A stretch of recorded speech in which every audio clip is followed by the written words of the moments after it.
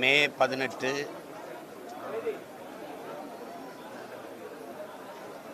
இனப்படுகொலை நாள்.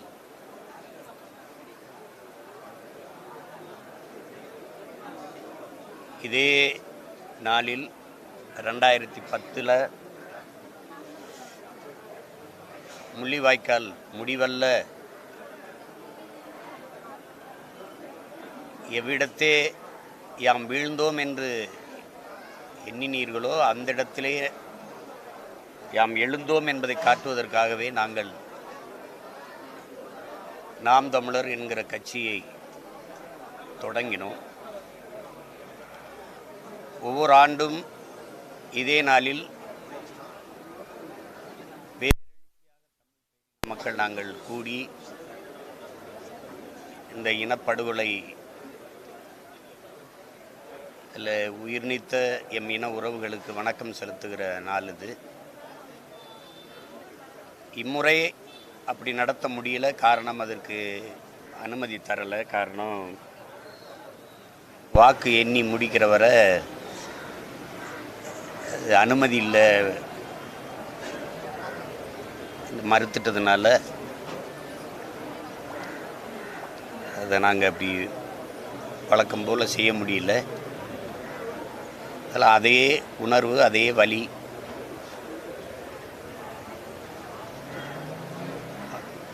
சுமந்து நிற்கிற பிள்ளைகள்,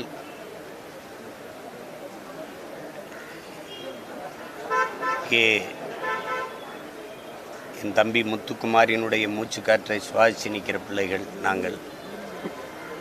அவன் என்ன கனவுக்காக தன் உயிரை ஈந்தானோ அதே நோக்கத்தை சுமந்து நிற்கிற பிள்ளைகள், நாம் தமிழர் பிள்ளைகள். இந்நாளில் லட்சக்கணக்காக உயிர் நீத்த எம் இன சொந்தங்களுக்கு எங்களுடைய கண்ணீர் வணக்கத்தை செலுத்துகிறோம். போராடி உயிர் நீத்த நமது மாவீரர்களுக்கு நாங்கள் வீர வணக்கத்தை செலுத்துகிறோம். வேற ஏதாவது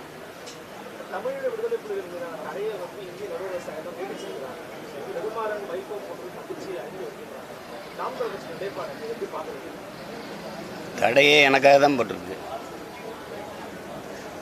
அது காரணம் சொல்லும் பாருங்க. 17 காரணம் என்னையே தான் சொல்லுது. அது தெரியுமா தெரியாது அவங்களுக்கு? நீதிமன்றத்தில் போய் உச்ச நீதிமன்றத்தில் 37 காரணம் சொல்லுது. அதில் 17 காரணம் என்னையே தான் சொல்லுது. உண்மையிலே 17 காரணம் அண்ணனை தான் சொல்லுது. அவர் ஆதரித்து பேசிட்டு இருக்கிறாரு அப்படின்னு. நான் கூட சொன்னேன், நீங்கள் தடையை நீங்க, அதை ஆதரித்து பேசுகிறத நிறுத்திடுறேன் அப்படின்னு.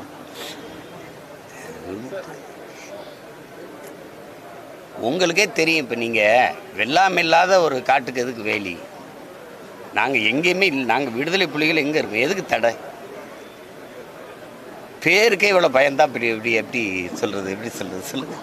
விடுதலை புலிகள்ங்கிற பேருக்கே உலகத்துக்கே தெரியுது. நீங்கள் ஒழிச்சிட்டேன்றீங்க, அழிச்சிட்டேன்றீங்க எங்களை. இப்போ உங்களுக்கு தெரியும், 15 ஆண்டுகளாக எந்த இதுவுமே இல்லை. அப்புறம் எதுக்கு நீங்கள் போய் தடையை வச்சுக்கிட்டு இருக்க? நாங்கள் வேகமாக வளர்ந்துருவோங்கிறது தான். தடையை நீக்கிட்டால் என்ன ஆகும்னு நினைக்கிறீங்க? வேகமாக வளர்ந்துருவோம். இப்போ எங்கள் தலைவர் படத்தை போட விட மாட்டீங்க, பேரை சொல்ல விட மாட்டீங்க.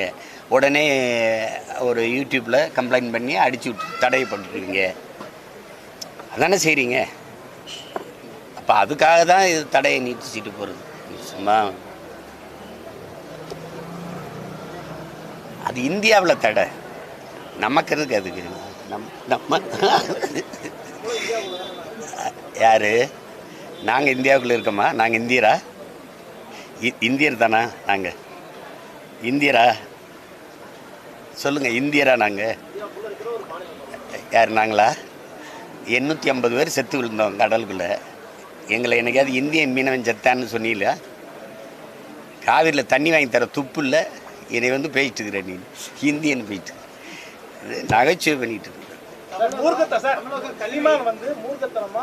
ஆவேசமா பேசுறதை நிறுத்திக்கணும்னு சொல்லிட்டு கருணா கட்சியில் இருக்கக்கூடிய மாநில துணை அந்த தேசிய துணைத் தலைவர் வந்து ஜெபசரவணன் வந்து சில நாட்களுக்கு முன்பு செய்தியாளர்களை சந்தித்து சொன்னாரு, இது தவறான அரசியல், தவறான பாதையில இளைஞர்களை கொண்டு போறதை சொல்லியிருக்காரு. இதை தவிர்த்து யார் அவரு? ஜெபசரவணன் இல்லை, அவர் யாருன்னு கருணா கட்சி இலங்கையிலிருந்து வந்திருந்தாரு. கருணா கட்சியுடைய மாநில துணை தேசிய துணைத் தலைவர். எங்கள் ஐயாட்ட கேட்போம். ஐயா, அப்படி ஒருவர் இருக்கிறதா நான் இன்றைக்கு தான் கேள்விப்படுறேன். இப்போ பெரிய நான் இப்போ கேள்விப்படுறேன். பத்தியில இது யாருன்னு தெரியுதுல்ல? இது யாருன்னு தெரியுதா? இலங்கையின் முன்னாள் நாடாளுமன்ற உறுப்பினர் சிவாஜிலிங்கம். ஜெபசரவணன்றவர் இலங்கையை சேர்ந்தவர் இல்லைங்களா சார்? இலங்கையை சேர்ந்தவரோ இல்லையோண்டு அவர் தன்னை கடவுச்சீட்டை காட்டிட்டு அது இருக்க இது இலங்கையை சேர்ந்தவர்ன்றா போல அவர் பத்திரிகையாளர் சந்திப்பை ஏற்பாடு செய்து அந்த பத்திரிகையாளர் சந்திப்பில் இந்த மாதிரியான ஒரு குற்றச்சாட்டு அவருக்கு என்ன பிரச்சனை? அவருக்கு என்ன இல்லை இல்லை, தவறான அரசியல் கொண்டு போறதா அவருக்கு இதில் 31 லட்சம் பேர் எனக்கு ஓட்டு போட்டிருக்காங்களா? அவங்களுக்கு தெரியாதானே தவறாக கொண்டு போகிறேன்னா சரியாக கொண்டு போகிறேன்னான்ட்டு. நீ அதுக்கு உண்டான உங்களோட பதில் அவ்வளவுதான். கருணாவே இன்றைக்கு மக்கள் அங்கே கணக்கெடுக்க இல்லை. ஒரு அவற்ற கட்சியில் இருக்கக்கூடிய இவர் ஒருவர் அப்படி பேரே உண்மையில் நான் இப்போ இன்றைக்கு தான் நீங்கள் சொன்னது இப்படி ஒரு பேர் வழியை பற்றி கேள்விப்படுறேன்.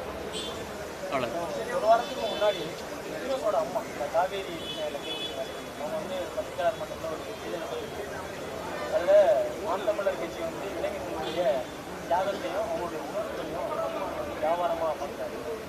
அவருடைய பையனோட மரணத்தை வச்சு வெளிநாடுகளில் காசு வாங்கிக்கிறாங்க. அவங்க நிறையா போஸ்ட்லாம் போகிறாங்க. குடும்பத்துக்கும் எனக்கு அம்மா அவ்வளோதான், விட்டுருங்க. வேற ஏதாவது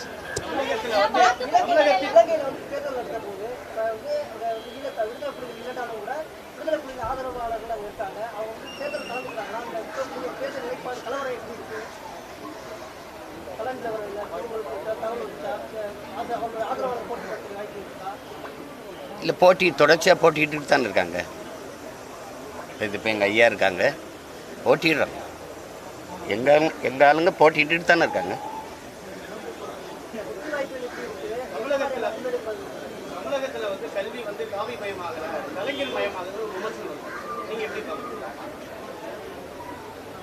8ஆம் வகுப்பு 9ஆம் வகுப்பு 10ஆம் வகுப்பு 3 வரையுமே வந்து பாடத்திட்டம் வச்சுருக்காங்க.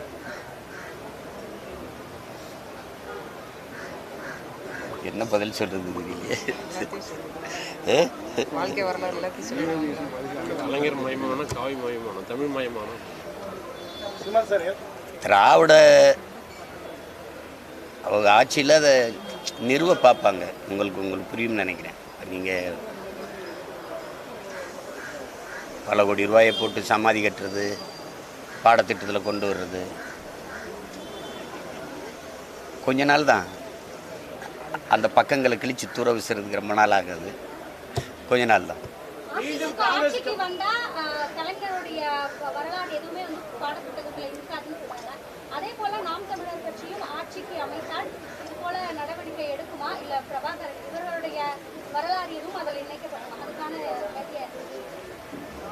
நாங்கள் வந்தால் எங்கள் இன வரலாறு தான் இருக்கும். திராவிடர்கள் வந்தால் அவங்க இன வரலாறு இருக்குது. அதுக்காவது அண்ணன் ஜெயிக்கணும்னு வேண்டிக்க. மீண்டும் மத்தியில் காங்கிரஸ் கவர்மெண்ட் வந்தா ராமர் கோவில் இடிக்கப்படும் சொல்லி இந்திய பிரதமர் வந்து குற்றச்சாட்டு வச்சிருக்காங்க. கோயில் அடிக்கிறது, மசூதி இடிக்கிறதெல்லாம் அது பிஜேபி வேலை தானே. அது பெருமை. அதெல்லாம் ஒரு வேலையா? கோயில் அடிக்கிறதெல்லாம் ஒரு வேலையா? அது அவர் எப்படி ஆரம்பிச்சிட்டார் பாரு. 10 ஆண்டு கால ஆட்சியில் ஒரு சாதனையை சொல்லி ஓட்டு கேட்க முடியல. கோயில் இடிச்சிருவாங்க, முஸ்லீம்களுக்கு எல்லாத்தையும் கொடுத்துருவாங்க, இது இப்படி தாலி அறுத்துருவாங்க. இப்படி இல்லாமல் பேசிட்டு இருப்பார். ஒரு தலைவருக்கான அழகே இல்லையே. எதையாவது பேசிட்டு அலையிறது. 10 ஆண்டு கால ஆட்சியில் இவ்வளவு நான் செஞ்சுருக்கேன், இவ்வளவு பண்ணியிருக்கேன், இந்த ஆட்சியின் சாதனை தொடர எனக்கு வாய்ப்பு தாங்கன்னு கேட்க முடியல அவங்களால. கோயில், சாமி, சாதி, மதம் இதே பேசிட்டு எத்தனை காலத்துக்கு ஓட்டுவீங்க சொல்லுங்கள்? கொடுமை.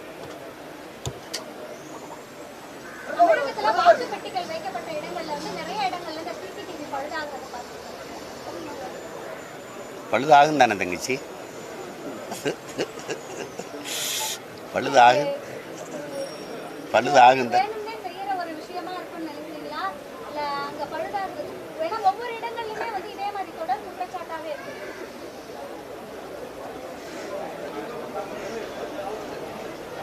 இது பலமுறை நம்மள சொல்லிட்டோம். இது வந்து நீங்களே பார்க்குறீங்க, ஒரு தேர்தல் ஆணையம் எந்த அளவுக்கு இயங்குதுங்கிறது நீங்கள் பார்க்குறீங்க.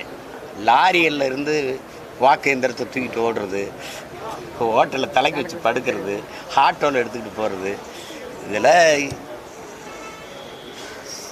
சிசிடிவி பழுதாகிறதுலாம் எங்கேயாவது ஒரு இடத்துல பழுதானா பரவாயில்ல, எல்லா இடத்துலையும் பழுதாகுதுன்னா யோசிக்க வேண்டிய விஷயம் தானே.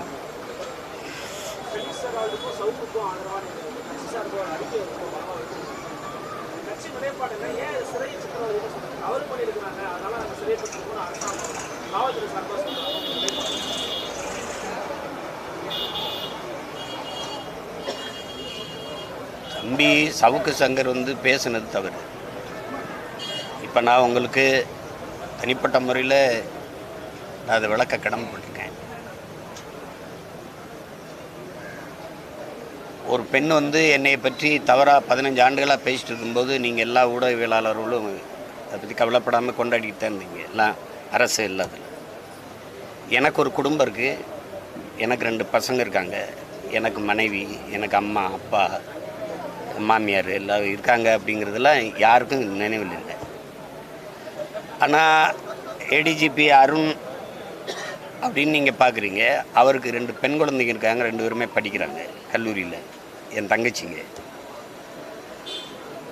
தன்னுடைய தந்தையை பற்றி நீங்கள் பேசுகிறத என் பிள்ளைங்க போய் எப்படி தன் தோழிகளை எதிர்கொள்வாங்க, எப்படி அதெல்லாம் யோசிக்கணும். சமூகத்தில் நீங்கள் எதையுமே யோசிக்காமல் எதையாவது பேசிவிட்டு போயிடுங்க. அப்படி பண்ணக்கூடாது. அது வந்து தம்பி சவுக்கு சங்கர் பெண் காவலர்களோட ஐயா ஏடிஜிபி அருண் அவர்களை இணைச்சி பேசுனதுங்கிறது தவறு. அதுக்கு இந்த கைது நடவடிக்கைங்கிறத நான் கண்டிக்கலை. குண்டாசு அளவுக்கு அது கஞ்சா வைக்கிறது, குண்டாசு போடுறது, இதெல்லாம் வந்து அதிகப்படியாக தெரியுது. இதெல்லாம் அரசினுடைய பழிவாங்க நடவடிக்கை. அதெல்லாம் தம்பி ஃபெலிக்ஸ் என்ன செஞ்சார் சார்? இப்போ நான் வந்து என் தலைவனை ஆதரித்து பேசுகிறேன் அப்படின்னா நான் தான் பொறுப்பேற்கணும் இல்லையா? இந்த ஊடகம் ஏதாவது பொறுப்பேற்குமா? இப்போ நீங்கள் இப்போ பிரபாகரன் வாழ்க அப்படின்னு நான் சொன்னால் நான் தான் என்னையே தான் நீங்கள் பொறுப்பை கைது பண்ணணும். இந்த இதெல்லாம் நீங்கள் ஒளிபரப்பிட்டீங்க அப்படின்னா அப்படி ஃபெலிக்ஸை கைது பண்ணதுங்கிறது ரொம்ப தவறு. இப்போ நீங்கள் உங்களை விமர்சிக்கிறதுக்கு நீங்கள் கைது பண்ணுறீங்கள, என்னையே என்னுடைய குடும்பத்தை எங்கள் கட்சியை எங்களையெல்லாம் விமர்சிக்கிற அந்த வாடகை வாய்கள் இருக்குல்ல, திராவிட வாடகை வாய்கள், அவங்கள ஏதாவது நடவடிக்கை எடுத்துருக்கீங்களா? ஏதாவது எடுக்க பேர் சொல்ல விரும்பலை, உங்களுக்கு தெரியும் எந்தெந்த ஊடகம்னு. ஏன் அவங்களெல்லாம் நீங்கள் ஒன்றுமே செய்யறதில்லை? எவ்வளவு இழிவாக பேசுகிறாங்க. அதை கேட்குற என் குடும்பம் என்னாகும், என்னை சுற்றி நிற்கிற என் குடும்பம் என்ன நினைப்பாங்க, இதெல்லாம் யோசிச்சு பார்க்கணும்ல. இப்போ நீங்கள் உங்களுக்குன்னா ஒன்று உடனே நடவடிக்கை எடுத்துருவீங்க. ஃபெலிக்ஸ் என்ன தவறு பண்ணாருன்னு சொல்லுங்கள். இப்போ நீங்கள் என்னை கேள்வி கேட்குறீங்க, நீங்கள் எப்படி குற்றவாளி ஆவீங்க சொல்லுங்கள். இது என்னுடைய கருத்துக்கு நான் தான் பொறுப்பேற்கணும் மொழிய எதுக்கு நீ அவரை கேள்வி கேட்டா, எதுக்கு அவர் போட்டாயின்னு உடனே உங்களை குற்றவாளியாக இருக்குன்னா அப்படி. ஃபெலிக்ஸை கைது பண்ணது ரொம்ப பெரிய தவறு, ரொம்ப பெரிய தவறு. அது இவ்வளவுக்கு என் தம்பி நாங்கள் ஃப்ளைட் டிக்கெட் போட்டு தர்றோம்னு சொன்னோம். உங்களை நம்ப முடியுதா பற்றியில்? நாங்கள் ஃப்ளைட் டிக்கெட் போட்டு தர்றோம் டெல்லியிலேருந்து இங்கே வர்றதுக்கு. ஆமாம், இல்லை ட்ரெயினில் தான் கூட்டி வருவோம்னா அதெல்லாம் ஒரு இதெல்லாம் என்ன விட போய் சொல்லுங்கள். வீட்டில் போய் என்ன சோதிக்கிறேன்? ஏண்டா மலையை வெட்டி விற்கிறான், மண்ணள்ளி விற்கிறேன், நீங்களே இருக்கீங்க. சாராயம் விற்றுக்கிட்டு கஞ்சா விற்றுக்கிட்டு இருக்கிறவனே நீங்களே கவர்மெண்ட் நடந்துக்கிட்டு இருக்கிறீங்க. நீங்கள் அவன் என்ன பண்ணா நான் வீட்டில் போய் சோதிக்கிறேன். நீ கொடுமை, இதெல்லாம் ரொம்ப கொடுமை, இதெல்லாம் ரொம்ப கொடுமை. இதுக்காவது இவங்களை ஒழிக்கணும். மீண்டும் பாஜக ஆட்சிக்கு வந்தா மாநில முதலமைச்சர்கள் கைது செய்யப்படுவார்கள். ஸ்டாலின், மம்தா, பினராயி விஜயன் கைது பண்ண அரவிந்த் கெஜ்ரிவால் கட்டாயம் நடக்கும், உறுதியாக நடக்கும்.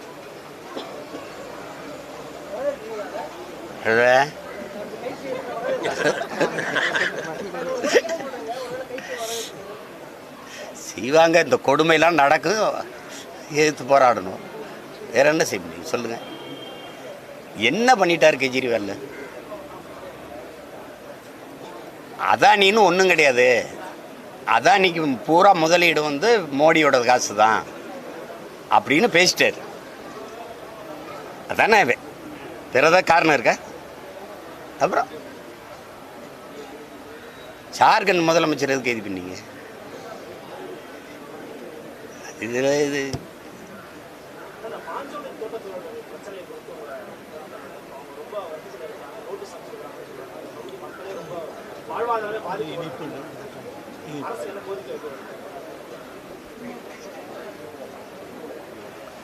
நான் கோரிக்கை வச்சா அந்த அரசு ஏற்றுருமா?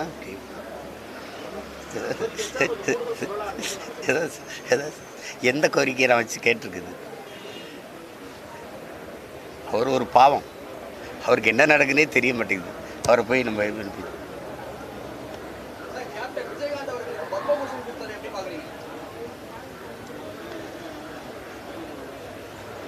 அதை நான் வரவேற்கிறேன். அவருக்கு ஒரு உரிய நபருக்கு உரிய மதிப்பு கொடுக்கப்பட்டதா அன்னி பிரேமலதா சொன்னது தான் நான் சொல்லணுங்க. அவர் இருக்கும்போது கொடுத்துருக்கணும், இருக்கும்போது கொடுத்து பாராட்டியிருக்கணும் அவருக்கு. அவர் இல்லை, இப்போ அது பயன் இல்லை. அது அவங்களே சொல்கிறாங்க பாருங்கள். அந்த பெருமை அவருக்கு சேரலையே, அவருக்கு போய் சேரலையே. இப்போ அதுக்கு தகுதியான நபர் தான் பத்மபூஷன். அது பெறுறதுக்கான தகுதியான நபர் தான் அவர். நீங்கள் கட்சி தலைவர், ஒரு நடிகர், அதெல்லாம் விடுங்க, நல்ல மனிதன்.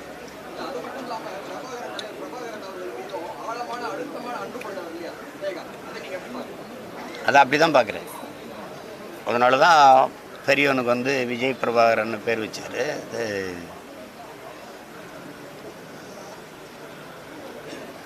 கேப்டன் பிரபாகரன் படம் எடுத்ததுக்கு எங்கள் அண்ணன் செல்வமணி சொல்லியிருக்காரு பாருங்க, தலைவரை பற்றி பேரில் எடுக்கிறோம், கவனமாக எடு செல்வமணி அப்படின்னு சொன்னாருன்னு சொல்லியிருக்காரு பாருங்க.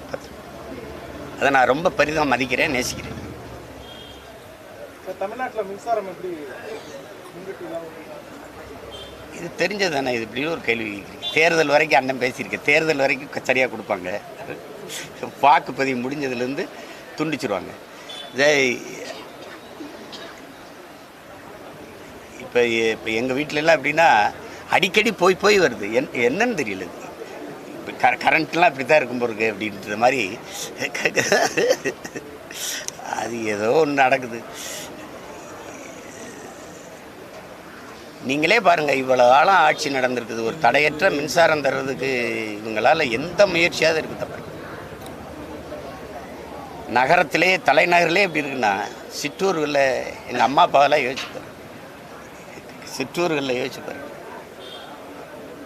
ரொம்ப கொடுமை, ரொம்ப கொடுமை.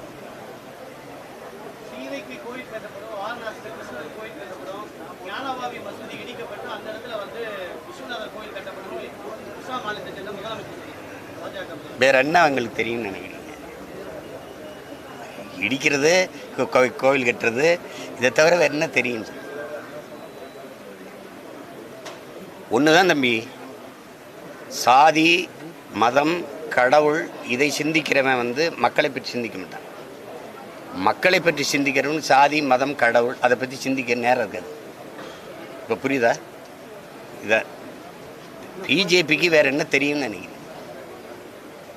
பல முறை சொல்லிட்டேன், பசுமாடு, பாகிஸ்தான் பக்கத்து நாடு, ஜெய் ஸ்ரீராம், பாரத மாதாவுக்கு ஜெய். இதை தவிர வேறு ஏதாவது கோட்பாடு இருக்கா பாரு.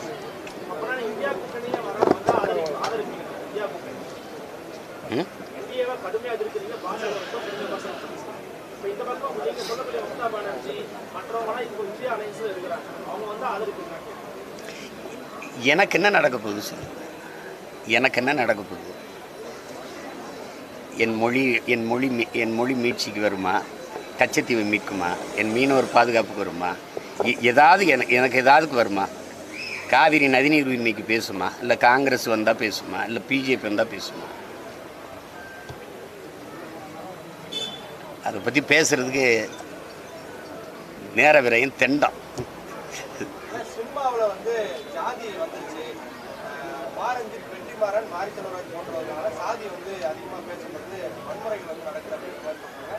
குறிப்பாக வெற்றிமாறனுக்கு வந்து படமே எடுக்கிறது இல்லை அப்படிங்கிற மாதிரி ஒரு கருத்துக்கள் வந்து சிலர் பதிவுக்கு வராங்க. இதுக்கு உங்களுடைய கருத்து? இந்தியாவிலே தலை சிறந்த இயக்குனர்னா என் தம்பி வெற்றிமாறன் தான்.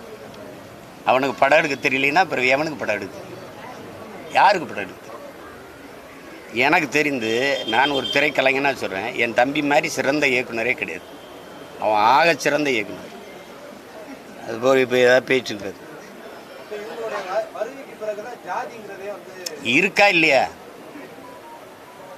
சாதி எதோ நாங்களே கண்டுபிடிச்சி, நாங்கள் அண்ணன் தம்பியெல்லாம் கண்டுபிடிச்சி கொண்டு வந்து இறக்கி விட்ட மாதிரி போயிட்டு இருக்கிறீங்க.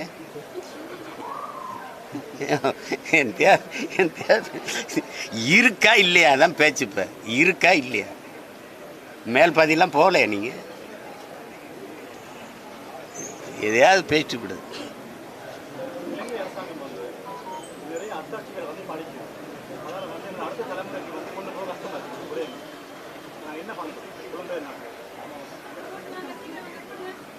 பகுதி நேரமாக வகுப்புகள் எடுக்கணும். அதை பல முறை நான் வலியுறுத்தியிருக்கேன். பகுதி நேரமாக விடுமுறை நாட்களில் பிள்ளைகளை கூட்டி வச்சு பேசணும். நம்ம ஏன் இங்கே வந்திருக்கோம்னு சொல்லணும், நம்ம இனம் எதுன்னு சொல்லணும், நம்ம தலைமை யாருன்னு சொல்லணும், நம்ம மொழி என்னன்னு சொல்லணும், நம்ம வரலாறு என்னன்னு சொல்லணும், கற்பிக்கணும். அது அது அது அது செய்யும்போது அது நடந்துட்டு தான் இருக்குது. நீங்கள் நினைக்கிற மாதிரிலாம் படகு தான் அழிஞ்சிறது. பயப்படாதீங்க, அப்படிலாம் விட்டுற மாட்டோம்ல.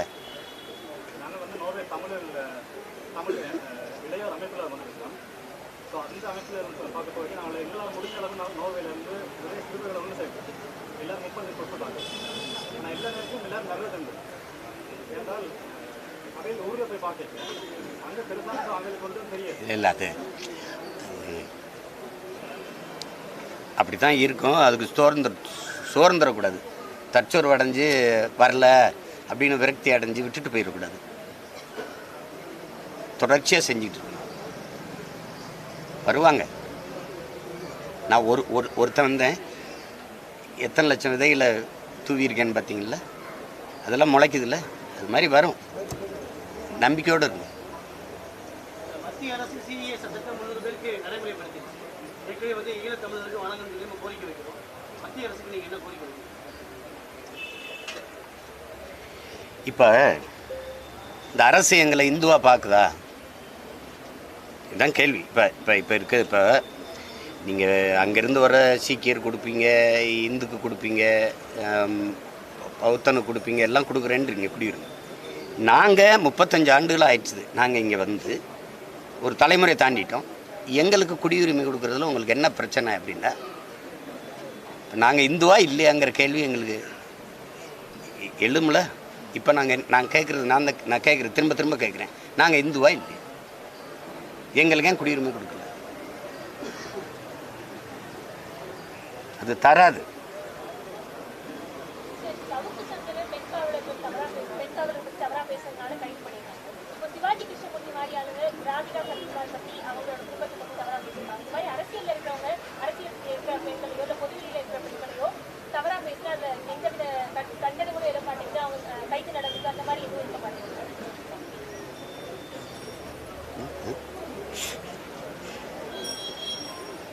அவங்க ஆட்சி, அவங்க பேசுகிறாங்க. இதுக்குன்னே ஒரு கூட்டத்தை வச்சுருப்பாங்க. கேடுகட்ட அநாகரிகமான கேவலமான அரசியலை தொடங்கினது ஐயா கருணாநிதி அவர்கள் தான். உங்களுக்கு வெற்றி கொண்டான் ஐயா மாதிரி இந்த தீப்பொறி ஆறுமுகம் இந்த மாதிரி ஆட்களையெல்லாம் வச்சுக்கிட்டு கேவலமாக பேசுவோம். அதெல்லாம் இப்போ இவர் வந்திருக்காரு. இப்போ நீங்கள் சொல்கிற சிவாஜி கிருஷ்ணமூர்த்தியா, அதை தான் அன்னைக்கு முதல்ல கேள்வியாக எழுப்பினேன். இதெல்லாம் நான் எடுக்க மாட்டேங்க, ஃபெலிக்ஸை போய் கைது பண்ணி போட்டிருக்கீங்க அப்படின்னு. அது உண்மையிலேயே ஃபெலிக்ஸ் நாகரிகமான ஊடகவியலாளர். அவர் ரொம்ப கருத்தாக எடுத்து வைப்பார் ஒழிய கேவலமாலாம் தர்க்கம் செய்ய மாட்டார், பேச மாட்டார். அவரை கைது பண்ணதெல்லாம் வந்து கொடுமைன்னு தான் நான் சொல்கிறேன். அது மாதிரி இப்போ இந்த அவரை கட்சி விட்டு நீக்குவாங்க, அப்புறம் சேர்ப்பாங்க, கட்சி விட்டு நீக்குவாங்க, சேர்ப்பாங்க. அதெல்லாம் என்னவே பண்ண முடியும். கோவை சிறையில் காவலர்களுடைய பாதுகாப்பு தொடர்ச்சியா அவங்க கூட ஒரு ஆண் காவலர் யாருமே இல்லை, எல்லாரும் பெண் காவலர் இருக்காங்க, எல்லாரும் வீடியோ எடுக்கிறாங்க. அந்த மாதிரியான காட்சிகளை கூட வெளியிடலாம். அவனை அவமதிக்கணும்னு நினைக்கிறாங்க. கால் மேலே கால் போட்டு உட்கார்றது பார்க்குறீங்கல்ல. வெளியில் வந்து பேசாத, மூடிட்டு இரு அப்படின்னு சொல்லணும். அதுக்கு என்னென்ன செய்யணுமோ அவ்வளவும் செய்வாங்க. நான் அனுபவிக்காத சிறையா? சிறைக்குள்ளே எனக்கு தனி சிறை பார்த்துருக்கீங்களா நீங்கள்? ஜெயிலுக்குள்ளே எனக்கு தனியாக ஜெயில். என்னை யாரும் சந்திக்கக்கூடாது. அப்படி ஓராண்டு இருந்த வேணாம். இப்போ எவ்வளோ வலியும் வன்மமும் இருக்குன்னு பார்த்துக்க.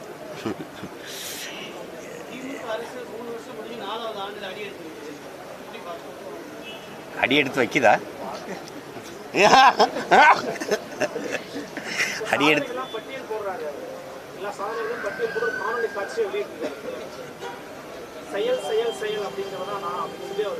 இது காரணம் என்ன தெரியுமா? வெறும் செய்தி அரசியல் தான். சேவை அரசியலோ செயல் அரசியலோ இல்லைன்னு நான் சொல்லிட்டேனா? அதுக்கு செயல் செயல் செயல். என்ன செயல்? எங்களுக்கு ஒரு தாத்தா இருந்தான், காமராஜ்னு பேர். அவன்கிட்ட போயிட்டு 2 நியூஸ் ரீல் எடுத்து நம்ம சாதனையெல்லாம் விளக்கி நம்ம ஒரு படம் மாதிரி எடுத்து போடலாம் அப்படின்னு சுந்தரம்னு ஒரு டைரக்டர் கேட்குறாரு. என்ன சாதனை? பள்ளிக்கூடம் கட்டியிருக்கோம். சரி. ரோடு போட்டிருக்கோம். டேமெல்லாம் கட்டியிருக்கோம். அப்போ விவசாயம் பார்க்குறான், பிள்ளை படிக்குது, சொன்னால் நடக்குதுல்ல. இதுக்கு படம் போட்டு வர காட்டுவியா? அப்போது நீ சாதிச்சிருந்தீன்னா அதுக்கு உட்காந்து பேசிட்டு எதுக்கு இருக்க? அதே எனக்கு தெரியும்ல, நாளில் பேசணும். அந்த சாதனையை அனுபவித்தவன், அந்த செயலை அனுபவித்த நாளில் பேசணும். நீங்கள் ஏன் உட்காந்து முதலமைச்சரே நான் இதை சாதித்து விட்டேன் நீங்கள் சொல்லாதீங்க ஜம்மா, அதை நாங்கள் சொல்லுவோம். இதுக்கு பேர் தான் செய்தி அரசியல். செயல் அரசியலோ சேவை அரசியலோ இல்லைன்னு சொல்கிறது காரணம் இதுதான். அதனால எங்கள் தாத்தா செத்துட்டார். இதை விடவெல்லாம் அவரை கேவலப்படுத்த முடியாது. ஏதோ ஒரு கொடுவை.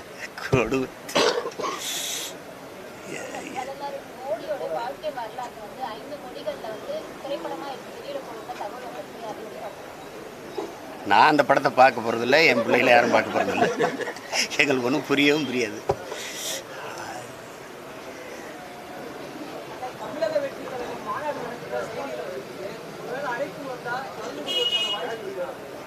போவேன்,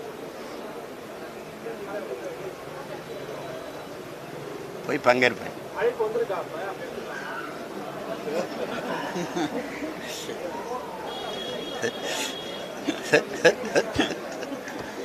என்ன பிரச்சனை? அல்ல, என்னடா பிரச்சனை? இப்போ நாட்டில் பிரச்சனை அண்ணனும் தம்பி சேர்ந்துடக்கூடாதுங்கிறது தானே. அதுதானே.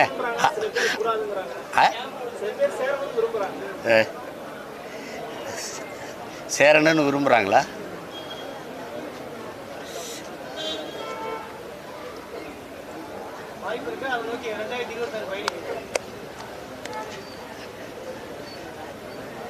என் தம்பி சொன்னதே நான் சொல்வா, வெயிட்டிங். ஒரு தாக்கத்துக்காக நிறைய இடங்கள்ல தண்ணீர் பந்தல்லாம் திறக்கப்படுது. ஆனால் 2 நாள் கழிச்சு பார்த்தா அந்த இடத்துல தண்ணீர் பந்தல் தொடர்ச்சியாக இருக்கும்னு சொல்லி தான் முதல்ல மக்களோட தாக்கத்துக்கு நிறைய இடங்கள்ல இருக்கிறது இல்லை. முதல் நாள் மட்டுமே நிறைய இடங்கள்ல தர்பூசணி அந்த மாதிரி பழங்கள்லாம் கொடுக்குறாங்க. அடுத்த 2 நாள் கழிச்சு பார்த்தா வெறும் வாட்டர் கேன ஒரு டம்ளர் கொடுத்தாங்க. எப்படி பார்க்குறீங்க? இல்லை, அது அவங்க எப்படி பண்ணுறாங்கன்னு தெரியல. நாம் தொடர்ச்சியாக செய்கிறோம். நம்ம பிள்ளைங்க தொடர்ச்சியாக நாங்கள் வந்து பறவைகளுக்கு தண்ணி வைக்கணும், விலங்குகளுக்கு தண்ணி வைக்கணும், உணவு வைக்கணும்னு சொல்லி அதை தொடர்ச்சியாக செய்கிறோம். இது ஒரு மாண்பு. இதை போய் அரசு வேலை திட்டம் அப்படிலாம் கருதிக்கிட்டு இருக்க வேண்டியதில்லை. செய்யணும்.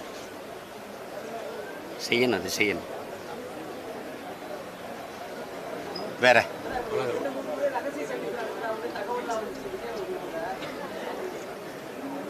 நாங்கள் என்ன கள்ளக்காதலர்கள் மாதிரி அண்ணனும் தம்பியும் சந்திக்கிறதுல என்னங்க ரகசியம் வேண்டி கிடக்குது? சந்திச்சா சந்திப்போம். இதில் என்ன இருக்குது? அவர் படப்பிடிப்பில் இருக்காரு, கொஞ்சம் வேலையாக இருக்காரு, சந்திப்போம். அண்ணாமலையோட பயோபிக்ல விஷால் நடிக்கிறாரா, கேள்விப்பட்டீங்களா?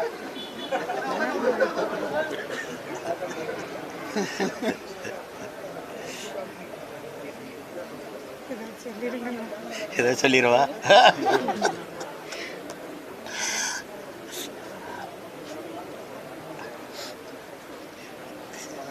ஏதோ நடக்கட்டும், வேற ரோடு.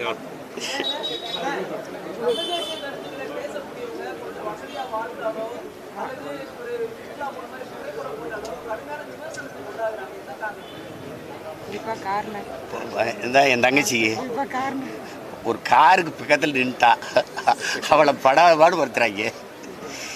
உண்மையிலேயே என் தங்கச்சி கார் வாங்கினது உங்களுக்கு என்னடா பிரச்சனை? என்ன பிரச்சனை உங்களுக்கு? தமிழ் தேசியம்னா என்னென்ன அவங்க நினச்சிருக்காங்கன்னா, ஒரு சோழனா பைய, ஒரு தேஞ்ச செப்பு, ரப்பர் செருப்பு, அப்படியே ஒரு அப்படி வச்சுக்கிட்டு அப்படியே பிசைக்கிற மாதிரி இருக்கணும்னு நினைக்கிறேன். ஏண்டா வந்த நாய் கண்ட நாயெல்லாம் கோடி கோடியாக கொள்ளையடித்து வாழும்போது சொந்த மண்ணின் பிள்ளைய நாங்கள் வாழ்கிறதுல என்னடா உங்களுக்கு பிரச்சனை? நாங்கள் கார் வச்சுருக்கிறது பொறாமை இருக்கா? அதுக்காகவே கார் வைப்போம். நாங்கள் நல்லா சட்டை போடுறது, சீமான் பாருங்க சட்டை பிராண்டாக போடுறாரு, அதுக்காகவே போடுறேன்டா, அதுக்காக. என்ன தேவை ஒன்று பேசிட்டு அலையிறது பைத்தியக்காரங்க. தென் மாவட்டங்களில் ஜாதி பிரச்சனை நடக்குது, அது எப்படி சரி பண்ணலாம்?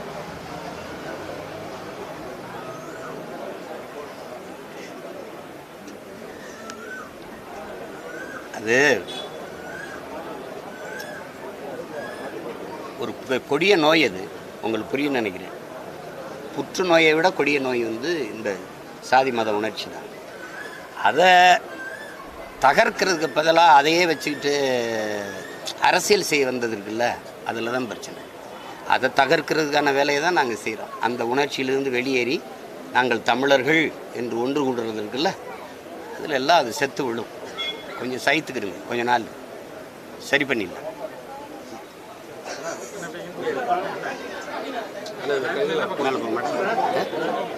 கஞ்சி சரி கொடுங்க.